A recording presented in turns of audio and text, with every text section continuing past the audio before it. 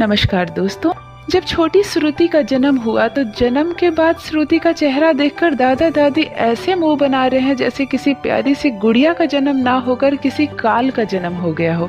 मानो आज से हमारे घर में मुसीबतों का पहाड़ टूट पड़ेगा इस छोटी सी बच्ची की वजह से।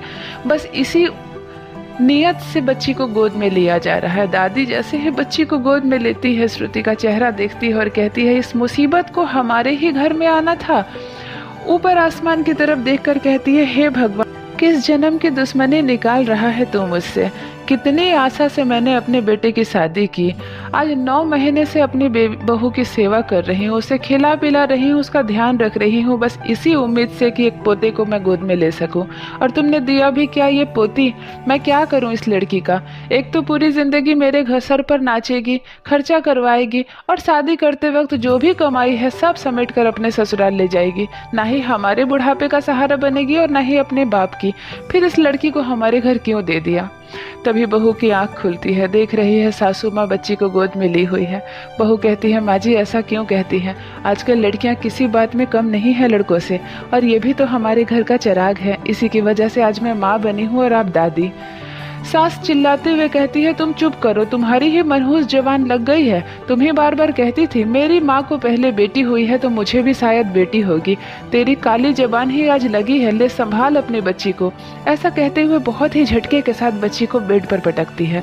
इतने झटके से पटकती है कि बच्ची रोने लगती है और माँ का दिल तिलमिला उठता है, जैसे उसकी बच्ची को कितनी जोर से रख दिया हो बिस्तर पर। माँ बच्ची को गोद में समेटकर आंखों में आंसू भरकर अंदर ही अंदर सहम जाती है कि जाने दो, जो हुआ है बच्ची का जन्म तो हो गया। कुछ दिन के बाद ही मीरा को डिस्चार्ज करवाकर घर ले जाया जाता है। बच्ची के साथ बच्ची का श्रुति नामकरण किया जाता है। बच्ची की छठी में मीरा कहती है, माँ 4 औरतों को मोहल्ले से बुला लीजिए, पैर रंग दूंगी और थोड़ी सी मिठाइयाँ बांट दीजिए।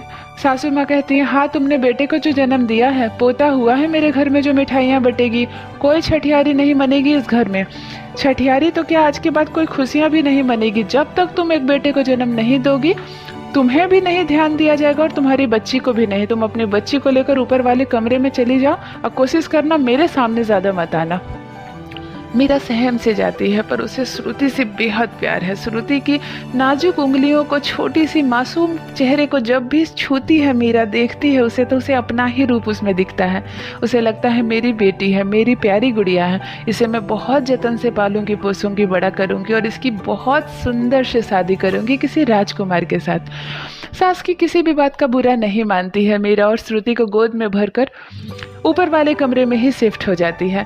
जब भी श्रुति रोती है चिल्ला चिल्ला कर, तो मानो कानों में उसके जहर घुल रहा हो। दादी का स्वभाव ऐसा है और दादाजी को भी दादी ने ऐसा ही कर दिया है। दादाजी का कभी कभी मन करता है कि पोती के साथ खेल लूं।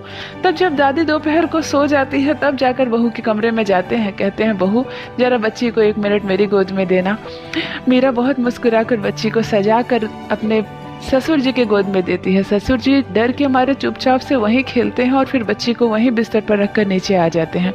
कभी कभी इच्छा होती है कि उसे लेकर बगीचे में जाऊं, लेकिन पत्नी का डर है। पत्नी तो मानो नफरत करती है। अपने बेटे का भी कान में इतना भरती है कि बड़ा बेटा सुधीर भी अपनी छोटी सी नन्ही गुड़िया के साथ नहीं खेलता है। उसे ऐसा लगता है जैसे एक बोझ आ गई है हमारे घर में। अब क्या होगा, पूरी जिंदगी की कमाई लेकर जाएगी। इस तरह की बातें माँ ने बेटे के कान में घोल दिया है। लेकिन मीरा के प्यार में कोई कमी नहीं। वो अपनी बच्ची को बहुत जतन से बड़ा कर रही है। बच्ची देखते देखते 4 साल की हो गई है और बहुत अच्छे से बातें करने लगी है। और तभी मीरा को दूसरी बार प्रेग्नेंट होती है। दूसरी बार खुशखबरी सुना रही है, हाँ मीरा फिर से माँ बनने वाली है। सास की फिर से उम्मीद लग जाती है। डॉक्टर के पास लेकर मीरा को जाती है और कहती है, देखिए डॉक्टर साहब, इस बार ऐसी दवाई दीजिए कि लड़का ही जन्म ले। डॉक्टर मुस्कुराने लगती है और कहती है, माँ जी लड़का या लड़की जन्म देना ना ही माँ के हाथ में है और ना ही किसी डॉक्टर के हाथ में। आपको प्रार्थना करनी है, अपनी अर्जी देनी है तो ऊपर वाले को ही दीजिए। सासू माँ कहती है, वो तो मेरी सुनता है नहीं।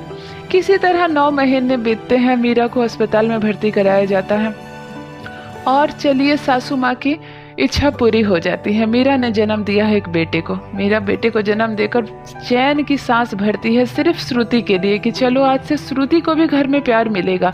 उसका एक छोटा भाई आ गया है और श्रुति को जो सम्मान पिछले 4 सालों से और जो स्नेह नहीं मिल पा रहा था अब मिलेगा। छोटे भाई के जन्म के बाद तो श्रुति की खुशी का ठिकाना नहीं। माँ ये मेरा बाबू है, माँ ये मेरा भैया है, इस तरह कह के श्रुति अपने छोटे भाई को सीने से लगा लेती है, बहुत प्यार करती है और किसी को हाथ लगाने नहीं देती है। दादी जब पोते को गोद में उठाने लगती है तो श्रुति कहती है नहीं दादी ये मेरा भैया है, तुम इसे गोद में मत लो। दादी कहती है अरे जा, तुझे तो कुछ साल के बाद हम तेरे ससुराल विदा कर देंगे, तेरा ये भैया ही रह जाएगा हमारे बुढ़ापे का सहारा। छठियारी बहुत धूमधाम से मनाई जाती है। मोहल्ले की 4 औरतें नहीं पूरे मोहल्ले को निमंत्रण दिया जाता है। मिठाइयाँ बंटती है, नाश्ता पानी चलता है, बहुत लोग गिफ्ट लेकर भी आए हैं और बहुत खुशहाली हो जाती है। मानो 4 सालों के बाद ऐसी खुशहाली मनाई गई है घर में। पति भी बेहद खुश है। अब तो बेटे के साथ खेलते खेलते कभी कभी दफ्तर भी नहीं जाते हैं, बच्चे के साथ इतना व्यस्त हो जाते हैं। पर श्रुति की तरफ अभी भी किसी का ध्यान नहीं है। देखते देखते साल पुर जाता है और छोटे बेटे गन्नू का जन्मदिन आ जाता है। जन्मदिन की खूब तैयारियां हो रही है। 2 दिन पहले से ही डेकोरेशन वाले को कहा गया है कि पूरे घर में फूल, बलून और रंगीन कपड़े बांध दिया जाए। गाना बजाना भी होगा और बहुत बड़ी पार्टी होगी। श्रुति कहती है मम्मी ये क्या हो रहा है? मीरा कहती है बेटा तेरे भाई का जन्मदिन है। श्रुति कहती है हाँ, फिर मेरा जन्मदिन क्यों नहीं मनाती हो? मेरी सहेलियां भी कहती है कि उनका भी जन्मदिन होता है, बर्थडे होता है। मम्मी तो मेरा जन्मदिन क्यों नहीं मनाती?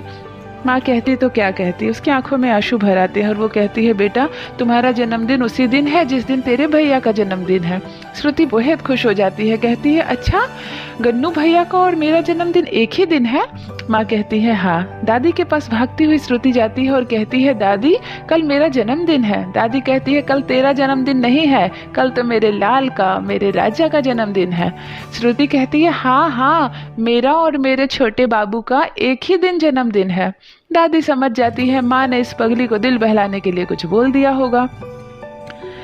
श्रुति अपने जन्मदिन के दिन मतलब अपने छोटे भाई के जन्मदिन के दिन बहुत सुंदर से फ्रॉक पहनकर तैयार होती है और जितने लोग घर में आते हैं सबको कहती है आज मेरा जन्मदिन है, आज मेरा जन्मदिन है। सभी उससे यही कहते हैं बेटा आज तुम्हारा जन्मदिन नहीं है, आज तेरे भाई का जन्मदिन है। श्रुति की बात समझ में आ जाती है कि नहीं आज मेरा जन्मदिन नहीं है।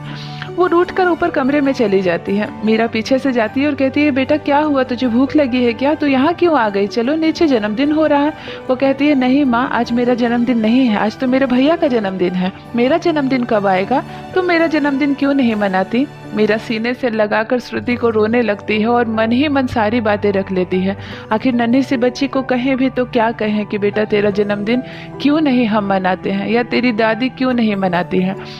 सारी बातें मीरा मन में रखती है और जानती है कि शायद औरत की यही नियति होती है। लड़की का जन्म होना किसी किसी घर में आशीर्वाद नहीं श्राप समझा जाता है, लेकिन फिर भी मीरा अपने प्यार में और अपने स्नेह में कोई कमी नहीं करती है। ये थी दोस्तों माँ बेटी की एक दिल को छू लेने वाली छोटी सी कहानी। आशा करती हूँ कहानी आपको अच्छी लगी होगी। मेरी कहानियाँ पसंद आए तो चैनल को सब्सक्राइब जरूर कीजिए। बने रहिए मेरे साथ। धन्यवाद।